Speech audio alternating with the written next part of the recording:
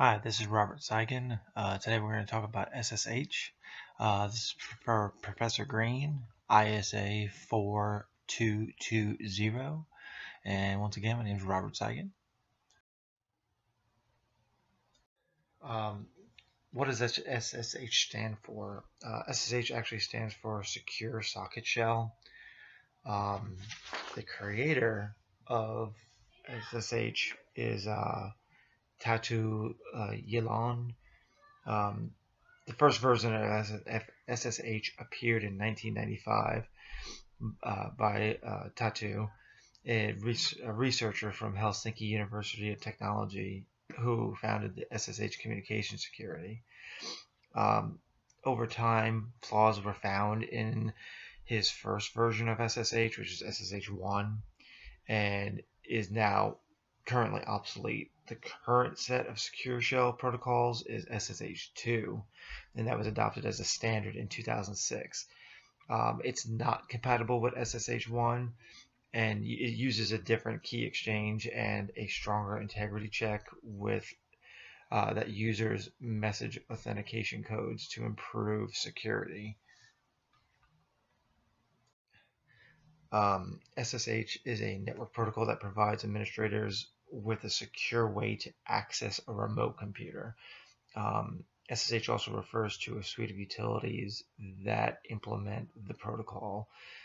Secure Shell provides a strong authentication and security encryption data communication between two computers connecting over an insecure network like the internet is very insecure. SSH is widely used by network administrators for managing systems and applications remotely, allowing them to log on to a computer through the internet and having a secure connection where no one can see what you're doing and what information you're sending or getting. How does it work? Basically, like I said, SSH is a tunnel.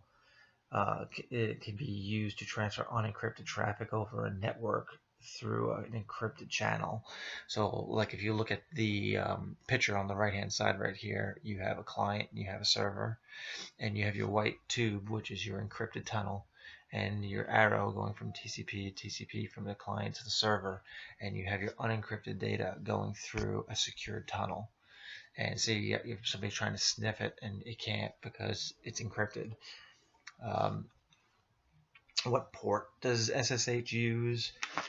SSH uses port 22 by default, and that's like the standard port, but you do have the ability to put it on any port you like. If you have a specific one, as long as it's open, it's not being used by another program or application, that you can use whatever port you like. For authentication, SSH uses a public key cryptography to authenticate the remote computer and allow the remote computer to authenticate the user. Also, for OpenSSH, and it has different types of port forwarding types. Few types are local port forwarding. This is a connection from an SSH client or forwarded via the SSH server, then to a destination server. You have remote port forwarding. A connection from an SSH server are forwarded via the SSH client to the destination server. And then you also have dynamic port forwarding. Connects from various programs are forwarded via the SSH client, then via the SSH server, and finally to this several destination servers. For SSH hardening, you got a few things here. Strong passwords. Definitely having a strong password is always great, so this way no one can access it. Changing the SSH port instead of putting, like I said before, like instead of putting on port 22, you could pick any port you want as long as it's open. It's not being utilized by another program. Always use version 2 of the SSH protocol. Like I said, version 1, there's flaws in it. People can get through it. People can get the information they want from it. So you always want to use version 2. You definitely want to disable your root login. You don't want to have that open. You definitely want to limit access to SSH and to the port by, so only specific users can use it. And also use key-based for authentication.